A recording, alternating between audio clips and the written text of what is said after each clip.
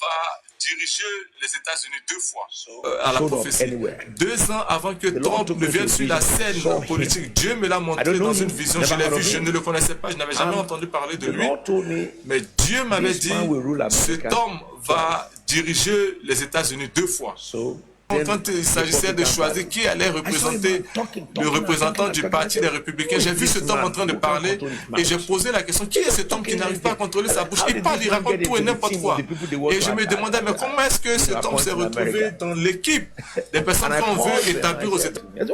J'étais en train de discuter, Dieu m'a ramené la vision que j'avais vue et puis j'ai dit, waouh, mais voici cet homme que j'avais vu dans la vision. Mais comment est-ce que Dieu peut rétablir un tel...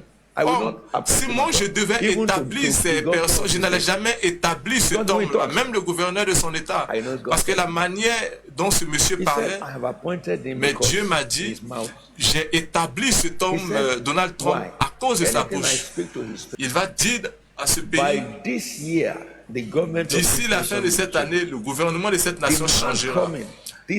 L'homme qui est en train de venir, voici son nom.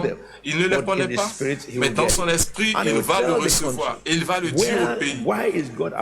Il va vous dire pourquoi est-ce que Dieu est en train d'établir un tel prophète, où est-ce que nous allons. Et c'est ça un prophète. Et cela va se produire le jour exact. Et voici ce que je vais vous dire par rapport à la prophétie. 2 ans avant que Trump ne vienne sur la scène politique, Dieu me l'a montré dans une vision. Je l'ai vu, je ne le connaissais pas, je n'avais jamais entendu parler de lui.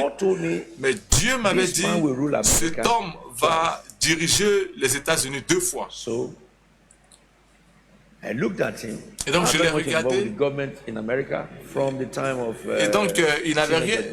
Donc je ne m'intéressais vraiment pas au gouvernement des États-Unis depuis George Bush. Mais lorsque Dieu me l'a dit, j'ai appelé mon ami aux États-Unis qui est impliqué dans les décisions des républicains, du parti des républicains, et je leur ai dit, je n'ai jamais vu cet homme et je l'ai raconté à toute l'église. Mais lorsque c'était le temps des élections, quand il s'agissait de choisir qui allait représenter le représentant du parti des Républicains, j'ai vu cet homme en train de parler et j'ai posé la question, qui est cet homme qui n'arrive pas à contrôler sa bouche? Il parle, il raconte tout et n'importe quoi. Et je me demandais, mais comment est-ce que cet homme s'est retrouvé dans l'équipe des personnes qu'on veut établir aux États-Unis? Et je les ai appelés, je leur ai raconté et je leur ai dit, voici mon candidat parce que j'étais le père spirituel de tel gouverneur. Et ils m'ont dit, mais tel gouverneur a eu une erreur. Et je leur ai dit, bon, si tel est le cas, alors regardons ce que Dieu va faire.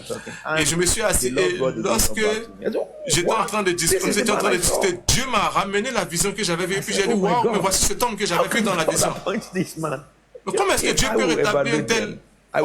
si moi je devais établir ces personnes, je n'allais jamais établir cet homme-là, même le gouverneur de son État, parce que la manière dont ce monsieur parlait, mais Dieu m'a dit, j'ai établi cet homme, Donald Trump, à cause de sa bouche.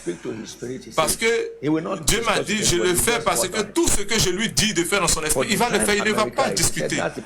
Il dit, voici un tel homme que je vais utiliser, un homme qui va restaurer l'ordre qui a été détruit aux États-Unis. Dans l'église. Et j'ai appelé mes amis, j'ai dit, les gars, voici celui que Dieu a choisi pour vous. Et Dieu lui a donné 2 mandats. Et donc ils sont revenus vers moi et m'ont dit, apôtre, et je leur ai dit, mon opinion personnelle c'est que ce gars-là, il est tellement négligent, il parle beaucoup. Mais Dieu dit, c'est parce qu'il parle beaucoup que je veux le choisir. Parce que lorsqu'il entend quelque chose de son esprit, il en parle publiquement avant d'aller maintenant chercher à réfléchir. Et lorsque le temps est arrivé, les élections se sont tenues. Clinton était celle qui devait gagner. Je suis allé, j'étais en Israël et j'ai dit à ma femme, allons dormir. Nous allons entendre les résultats dans les jours qui suivent. Et le matin, regardez ce qui s'est passé. Après qu'il ait gagné, tout ce qui devait se passer s'est passé. Les républicains, les démocrates sont venus au pouvoir après son premier mandat. Mais regardez ce qui se passe aujourd'hui aux démocrates. Parce que Dieu a dit qu'il lui donnerait 2 mandats.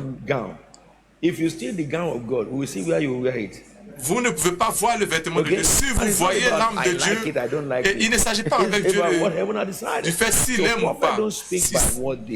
Il n'est pas question de savoir si vous aimez ce dernier ou pas, mais il s'agit de ce que le ciel a décidé. Et vous, en tant que chrétien, vous pouvez prophétiser, mais le prophète, il dit exactement ce que Dieu lui a dit. C'est pareil aussi pour notre premier ministre en Angleterre. Il y a des années en arrière, Dieu m'a dit, voici celui qui allait devenir premier ministre. Il n'était qu'un membre du Parlement. Il n'était même pas le leader du parti. Et au Nigeria, par exemple, le Seigneur m'avait montré qui allait diriger le pays et à tel moment. Et cela s'est produit. Et c'est ça la position de prophète. Mais tous les chrétiens peuvent juste manifester les dons de prophétie. Mais ils ne sont pas dans la position de prophète pour voir les choses qui doivent venir. Et voici comment est-ce que le ministère est différent des opérations ou des manifestations générales. Tous les chrétiens peuvent enseigner, mais tous les chrétiens ne sont pas des enseignants. Tous les chrétiens peuvent évangéliser, mais tous les chrétiens ne sont pas des évangélistes.